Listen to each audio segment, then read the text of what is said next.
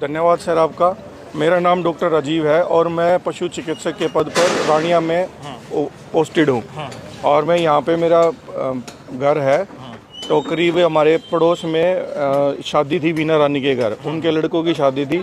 इनका कोई आपसी झगड़ा था दो गुटों के बीच में। तो रात को करीब 1:30 बजे के करीब मेरे घर की घंटी बजाई किसी ने, हम पूरा परिवार सोए हुए थे।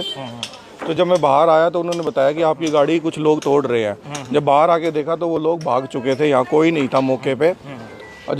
और साथ में इन लोगों ने 112 पे डायल करके 112 की पुलिस को बुला रखा था। तब उनसे मैंने पूछा कि ये क्या हुआ है, तो वो कहते हैं हमें कुछ नहीं मालूम है। जब पड़ोसियों से पूछा तो इन्होंने बताया कि लगभग 15 से 20 लड़के मोटरसाइकिलों पे सवार होकर आए थे।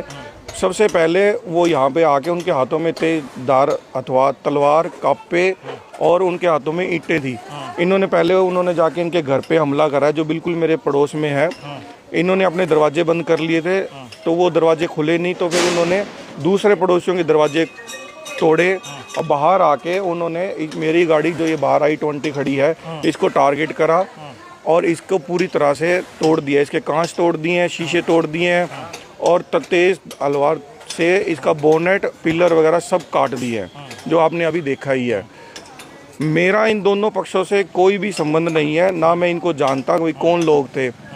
जब हमने 112 से मैंने पूछा कि आप क्या कार्रवाई कर रहे हैं, तो उन्होंने असंतोष जवाब दिया। उन्होंने कहा हम अक्षय कुमार नहीं है। तो मैंने कहा अक्षय कुमार तो क्या बनना है, कम से कम आप नाके लगवा सकते हैं, उनको पकड़ सकते हैं, ताकि समय पे ऐसे लोगों के खिलाफ कार्रवाई हो सके। उन्होंने कहा ये हमारा काम नहीं है, आप चौकी जाएं, एप्लीकेशन लगाएं। मैंने कहा सर चौकी जाएंगे, एप्लीकेशन लगाएंगे, इतने में तो बहुत देर हो जाएगी। जिन लोगों ने ये वारदात करी है वो बहुत दूर निकल जाएंगे। लेकिन उन्होंने कोई सुनवाई नहीं की। फिर मैं रात को लगभग 2:30 बजे जज कॉलोनी चौकी गया, मैंने एप्लीकेशन दी है, ठीक है, लेकिन अभी तक कोई भी संतोषजनक कार्रवाई नहीं। आपसी इनकी कोई लड़ाई है, इनके बच्चों की लड़ाई है, वो मैं नहीं जानता किस कारण। शादी का माहौल था, ये लोग नाच गा रहे थे, ढोल बज रहे थे, डीजे वगैरह लग रहे थे। उन लोगों ने, चलो ये तो गाड़ी का नुकसान है, लेकिन अगर वो दरवाज़ा खुल जाता तो पता नहीं कितनी जान मान का नुकसान भी हो सकता था। और बाहर जो गली में लोग यहाँ बैठे थे, जो लोग सो रहे थे, जो पत्थर बरसा रहे थे, वो पत्थर लोगों की छतों तक गए हैं।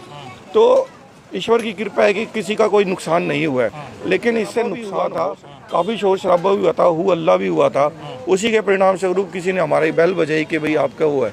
अब आप लोगों को गाड़ी उन्होंने क्यों तोड़ी ये तो वही बताएंगे कि उन्होंने क्यों तोड़ा, इसको क्यों टारगेट करा। भाई हम उनको जानते नहीं है, हमारा उनसे कोई ताल्लुकात ही नहीं है, हमें यही नहीं पता कि कौन लोग हैं। बिल्कुल ये गुंडागर्दी है, तानाशाही है, कोई लॉ ऑर्डर नहीं है। लोग यहाँ छोटे छोटे गुटों में गुंडे बने हुए हैं, गैंग वार होती है, काफ़ी बार गोलियां चल चुकी हैं, काफ़ी बार लड़ाई झगड़े हो चुके हैं।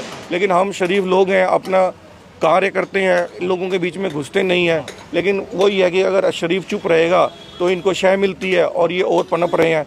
मैं आपके माध्यम से ये सरकार से अनुरोध करता हूँ कि इन पर कार्रवाई हो और इस तरह से गुंडे बदमाशी, ये गैंगवार बंद करा जाए, इसको बिल्कुल बंद करा जाए और मेरा नुकसान की भरपाई करी जाए।